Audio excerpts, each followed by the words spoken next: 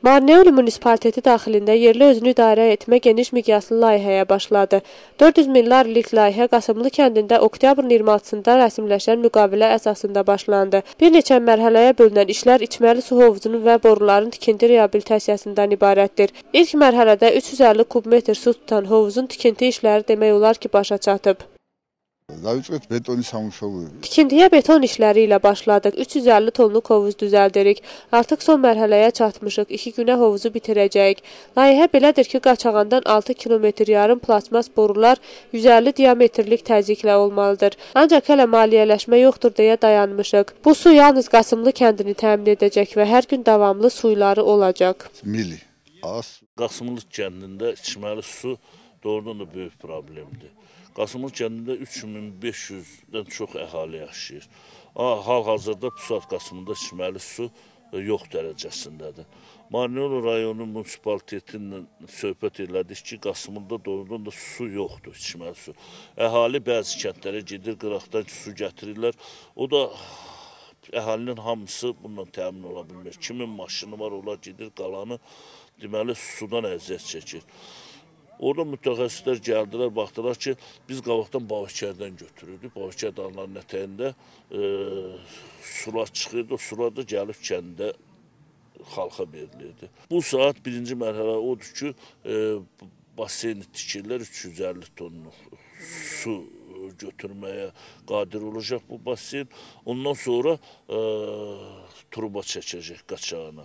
O su mütəxəssislərin deməyinə görə lisenziyası var, içməli su kimi və təmiz sudur. O gələcək, töküləcək. Ondan sonra da onu əhaliyə dağıdacaq. MMC Marneuli hospitalın satılması nəticəsində əldə olunmuş 400 min larini yerli özünü idarə etmə layihənin həyata keçirilməsinə sərf etdi.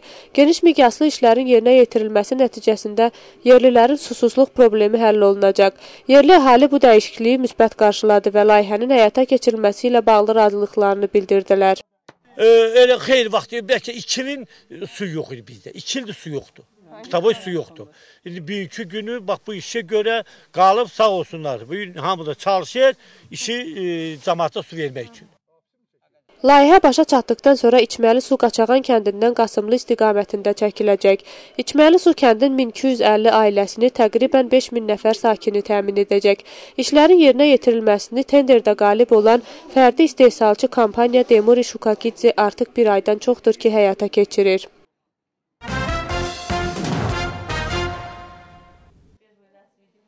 Marneulidə 2013-cü il üçün kiçik qrantlar proqramı nəzdində informasiya məqsədi daşıyan görüş keçdi. Amerika Birləşmiş Ştatları səfirliyi gələn il üzrə kiçik qrantlar müsabiqəsi elan edir. Bu müsabiqədə qeyri-hökumət təşkilatları, mətbuat və təhsil yönlü orqanlar iştirak edə bilərlər. Proqramın məqsədi vətəndaş aktivliyinə, seçki sistemlərinə dəstək, mətbuat sahəsinin inkişafına, gənclərin ictimai inkişafına nail olmaqdır. Əsasən, Marneolidə fəaliyyət göstərən qeyri-hökumət sektorunun inkişafına dəstək proqramı xarakterlidir və əsas bu proqramlar bu il qəbul olunub və yekun nəticədə hansısa qeyri-hökumət təşkilatına bir şans verir. Layihənin qiyməti yetərincədir.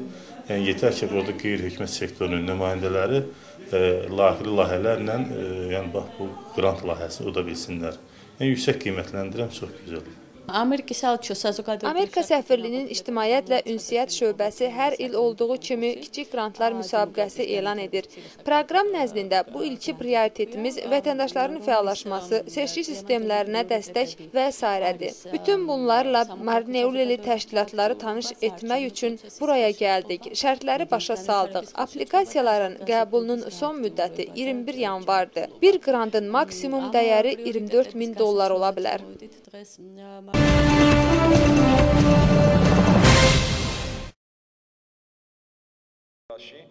Ali Məhkəmə Konstitusiyada dəyişiklik edilməsini istəyir.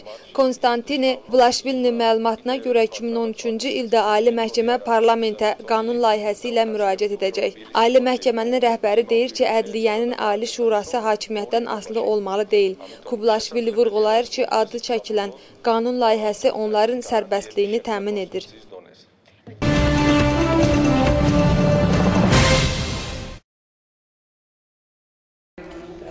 Maya Pançikidze 2 aylıq iş fəaliyyəti haqqında hesabat verdi. Avropa Birliyi və NATO-ya inteqrasiya, ABŞ və qonşu ölkələr ilə strateji əməkdaşlıq, işğal olunmuş ərazilərin işğaldan azad olunması.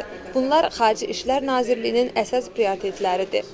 Bu haqda Maya Pançikidze 2012-ci ilə olan son brifinqində danışdı. Nazirin sözlərinə görə hakimiyyətin ən vacib qarşısına qoyduğu məsələ Rusiya ilə əməkdaşlığın inkişafı olaraq qalır. Maya Pançikidzenin bildirdiyinə görə Gürcüstan ərazilərinin birləşdirilməsi məqsədi ilə gələcəkdə iki tərəfli görüş və məsləhətlər davam edəcək.